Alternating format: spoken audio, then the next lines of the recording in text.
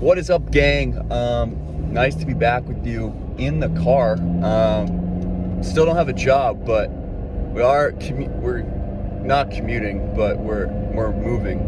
And it is the afternoon, so technically we fulfill all of the necessary things to call this still the afternoon commute, except the commute part.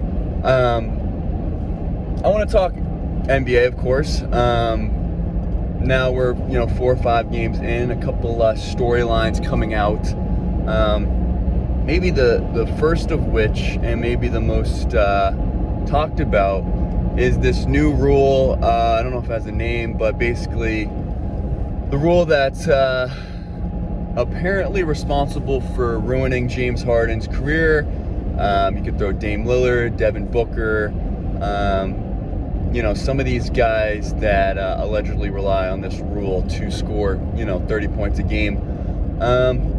Listen, I agree that I hate the idea of offensive players just leaning into defenders and all of a sudden that's a foul for some reason. I think the offensive player initiates the contact, then it doesn't make any sense that it's a foul to me. And I'm glad the NBA is enforcing it so far, and obviously you see clips of Harden trying to kind of draw a foul and then not getting it, and everyone kind of celebrates. But I don't think the correlation is as strong as we may think when you consider the difference in these guys' points. Especially Dame just hasn't been shooting the ball well, so I don't think we can be we changed the rule, so now Dame is basically Dennis Schroeder now and is going to average 17 points a game or something like that. And same with Harden. I think it's just slow starts, and it just is a coincidence that rule change happened. At the end of the day, James Harden's still going to get fouled a lot. And maybe he is getting discriminated against just because he was, one of the primary targets, him and Trae Young, Luka. And, they found a loophole to begin with, so I'm sure they'll find something else. They're going to find ways to score. I mean, these guys are Harden averaged 35 points a game in a season. Obviously, threes and free throws were a main part of that.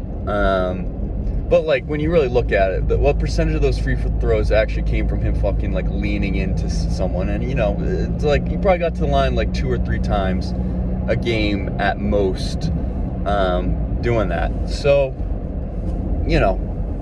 I think those guys are going to kind of regress. It's not regress. I guess it's progress to the mean, advance to the mean in terms of their scoring numbers and shooting numbers. So I wouldn't worry about it. I like the rule. I'm glad that the refs are sticking to it. I hope they continue to stick to it.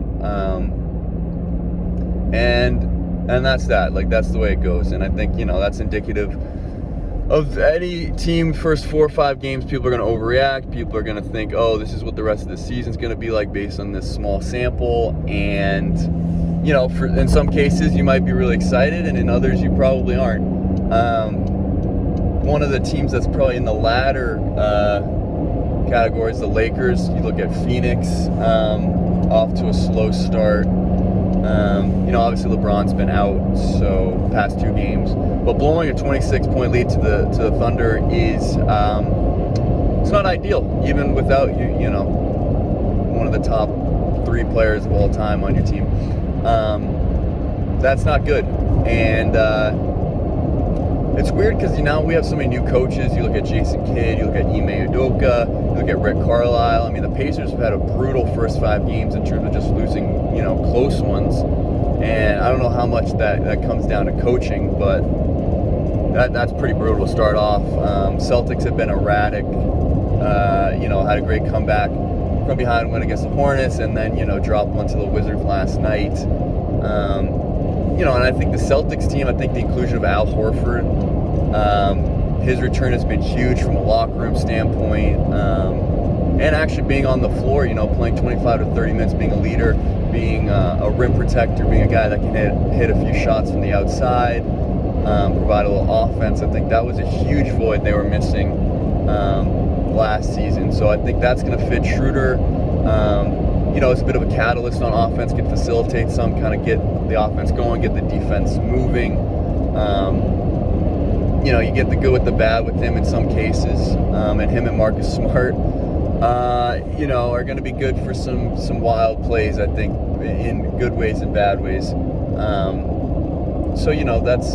That's the way it's going to be, and Ime's got his work cut out for him in that regard. But I like the new fits. I think Al Horford makes a lot of sense. You get, hopefully, Neesmith. I mean, Grant Williams has been playing probably the best of his career, shooting the ball, doing Grant Williams things.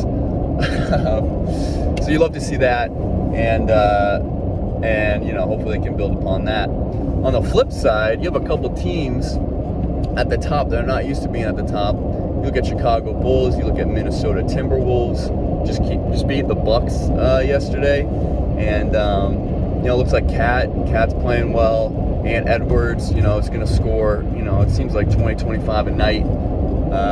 D'Lo's been kind of up and down a little bit, but if he steadies, you're looking at like 75 points from those three almost every night, and so that's big. And if they can defend, and obviously Giannis went off, and Drew Holiday didn't play, but that's still a really good Milwaukee Bucks team that the Timberwolves beat. So it's early. I'm pretty sure the Timberwolves started off hot last time.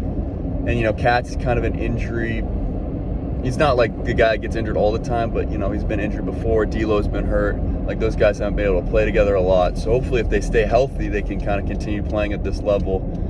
That's just a big if. And Chicago, it's exciting. They got the new core. They got Lonzo. Caruso's playing great. Here's the thing. They beat the Pistons twice. They beat the Pelicans. They beat the Raptors. So in terms of like 4 wins, the quality of them's not like impressive. I feel like going into the season, I would say the Bulls probably should have won all 4 of those games, and they haven't really they didn't blow out anyone. Zach LaVine's got like a tear in his thumb he's going to be playing through. He hasn't been great to start. I think, Lonzo had a triple-double, which is really cool, and Caruso, I think, is going to be a major contributor. Vucevic, we'll see how he fits. We'll see, DeMar's been, pretty consistent. I don't know, I was looking at their schedule, and, they're going to have pretty much good teams for, the next month till, November 24th. They play the Rockets, which is, the first game they should win, but they got, the Jazz, Sixers, Knicks, and so I am going to hold off on how I think about them until I see them play like a real team, and see how kind of all their pieces work together, how they work in crunch time, how do they defend, some more offensive-minded teams. So the jury's still on the Bulls. Golden State Warriors, really impressive. Now they actually have, their quality win over the Lakers, Kings, they beat some like decent teams. Steph Curry's going to be Steph Curry. Jordan Poole obviously has shown his ability to score the basketball. Weird pieces in there. Otto Porter's playing, chipping in some. Draymond's doing Draymond things. And this is without Clay. I figured this would basically be the same team as last year that was in the play-in tournament, but so far they're off to a hot start. No Wiseman, no Kuminga. They're kind of just grind them out. I don't really know how to explain the Warriors' success so far and if it's sustainable. But I think you give Draymond enough time with some of those young guys, they start feeding off his energy. You give Steph Curry, I think Jordan Poole, I think Steph's probably rubbed off on him in terms of a confidence level. Being one of the most offensively gifted players ever.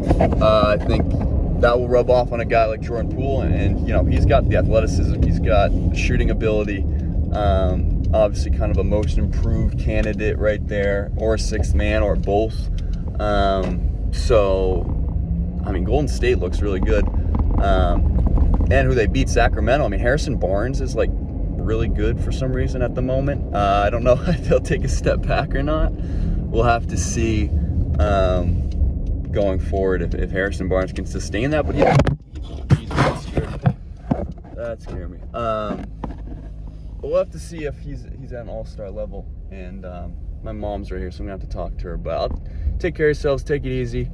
NBA basketball. We'll see we'll see you next time. Sorry, it's like an abrupt end or whatnot, but